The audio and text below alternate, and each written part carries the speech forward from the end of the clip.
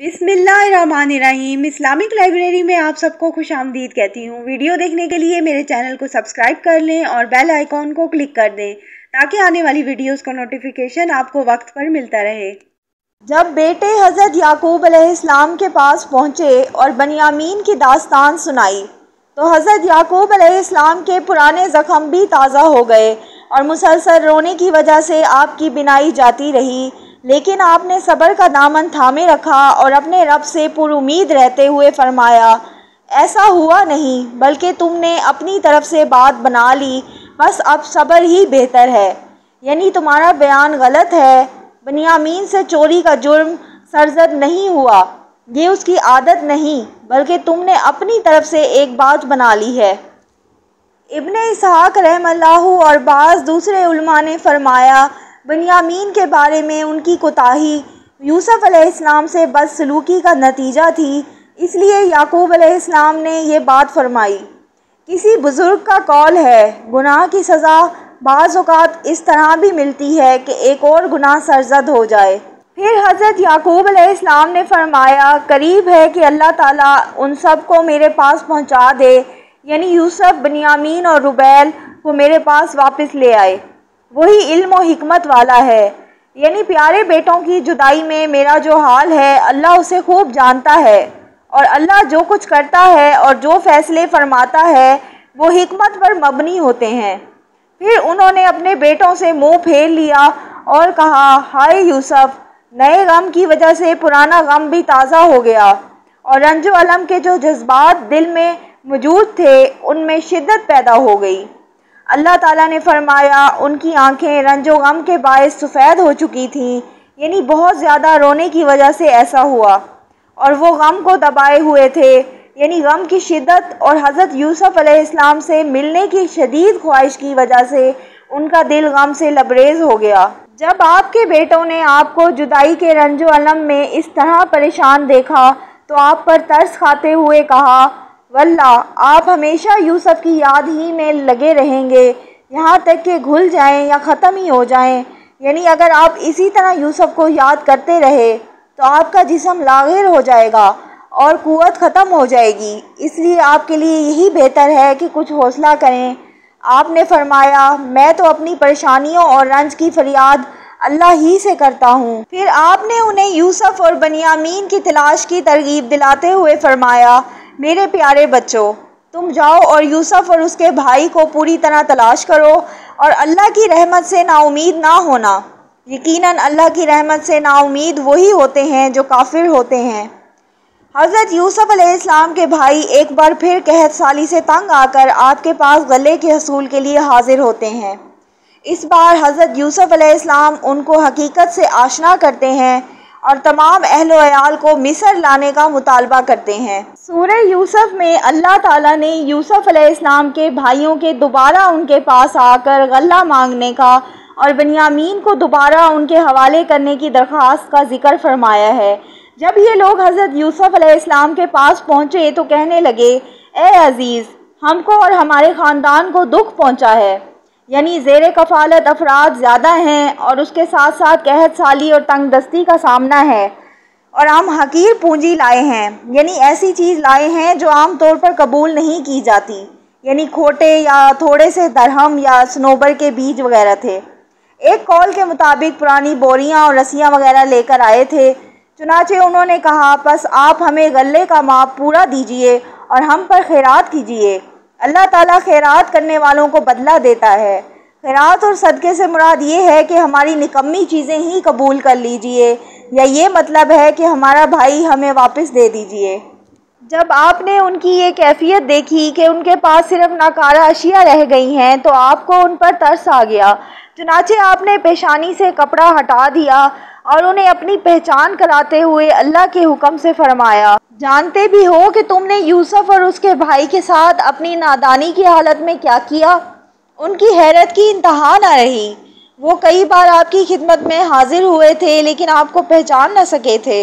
इस हैरत के आलम में उन्होंने कहा, वाकई तू ही यूसुफ है? जवाब दिया, हाँ मैं यूसुफ हूँ और ये मेरा भाई है, यानी मैं वही यूसुफ हूँ जिसके साथ तुमने किया क्या कुछ बदसलूकी नहीं की और जिसके बारे में तुमसे क्या क्या तकसीर सरजद नहीं हुई। आपका ये कहना और ये मेरा भाई है, इसमें पहली बात की ताकीद व तायीद है और उनके दिलों में पोशीदा हसद और उनके गुज़िश्ता फ़रेब की तरफ इशारा है।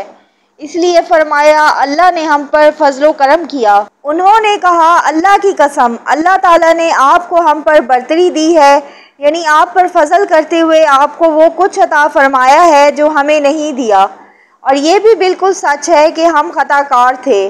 अब हम इस एतराफ़ के साथ आपके सामने हाजिर हैं। लेकिन यूसुफ अलैहिस्सलाम एक पाकबाज दिल रखते थे जिसमें इंतकाम की कोई ख्वाहिश मौजूद ना थी।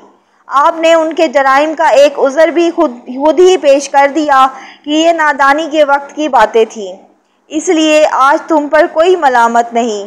फिर उन्हें दुआ देते हुए फरमाया, अल्लाह तुम्हें बख्शे, वो सब मेहरबानों से बड़ा मेहरबान है। फिर आपने उन्हें अपनी कमीज़ देते हुए फरमाया कि इसे ले जाकर वालिद साहब की आंखों पर रखें। उनकी बसारत जो ख़त्म हो चुकी है, अल्लाह के हुक्म से उन्हें दोबारा मिल जाएगी। ये आपका एक अजीम मुआजिज़ा है जो आपकी नबूवत की दलील है। फिर आपने उन्हें फरमाया कि तमाम अहलो अयाल समेत मिस्र चले आएँ और सब आराम व सुकून से ज़िंदगी गुजारें। इस तरह अल्लाह ताला ने उस ख़ानदान के बिछड़े हुए अफराद को मिला दिया और इज़्ज़त और राहत से नवाजा। हज़रत अब्दुल्ला बिन अब्बास रज़ी अल्लाह अन्हुमा बयान करते हैं कि जब काफ़िला रवाना हुआ तो एक हवा चली जिससे यूसुफ अलैहिस्सलाम की कमीज़ की खुशबू हज़रत याकूब अलैहिस्सलाम तक पहुँच गई। तब आपने फरमाया, मुझे तो यूसुफ की खुशबू आ रही है। आपको 3 दिन के फासले से ये खुशबू महसूस हो गई थी। अगर तुम मुझे सत्याया हुआ करार ना दो, यानी हो सकता है कि तुम समझो कि बुढ़ापे की वजह से मेरी अकल में फ़र्क आ गया है, लेकिन हकीकत यही है कि जो मैं कह रहा हूँ। वो कहने लगे, वल्लाह आप अपने इसी पुराने खब्त में मुब्तला हैं। फरमाते हैं, उन्होंने सख्त नारवा लफ्ज़ इस्तेमाल किया। इरशाद बारी ताला है, जब खुशखबरी देने वाले ने पहुंचकर उनके मुंह पर वो कुर्ता डाला, उसी वक्त वो फिर से उनकी बिनाई वापस आ गई, यानी उसने आते ही याकूब अलैहिस्सलाम के चेहरे मुबारक पर कमीज़ डाल दी। आपकी आंखें फ़ौरन रोशन हो गईं। उस वक्त आपने बेटों से फरमाया, क्या मैंने तुमसे नहीं कहा था कि मैं अल्लाह की तरफ से वो बातें जानता हूँ जो तुम नहीं जानते। यानी मुझे मालूम था कि अल्लाह ताला मुझे यूसुफ से ज़रूर मिलाएगा और मुझे आँखों की ठंडक ज़रूर नसीब होगी और उसके ऐसे हालात देखूँगा जिनसे मुझे खुशी हासिल होगी। उस वक्त उन्होंने कहा, अब्बा जी, आप हमारे लिए गुनाहों की बख्शिश तलब कीजिए, बेशक हम कसूरवार हैं।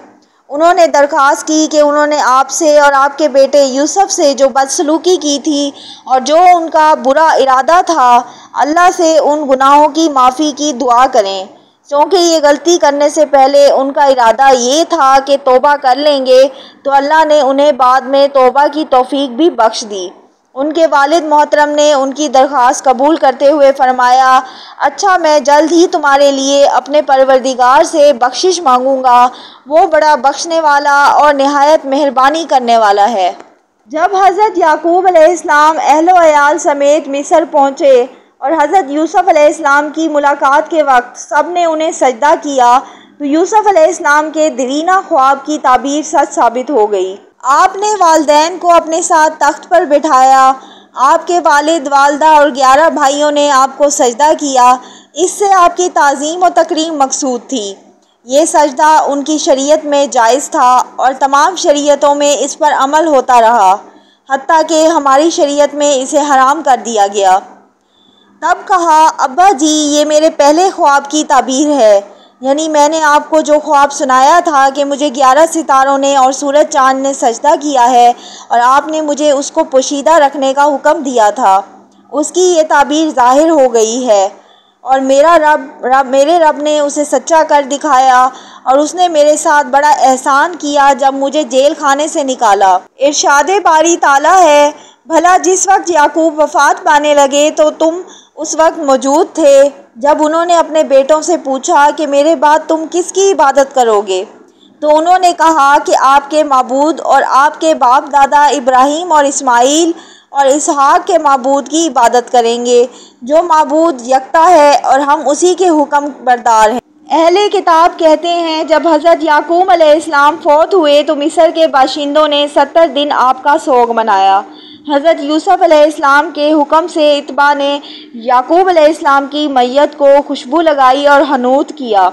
उसमें 40 दिन सर्फ हो गए।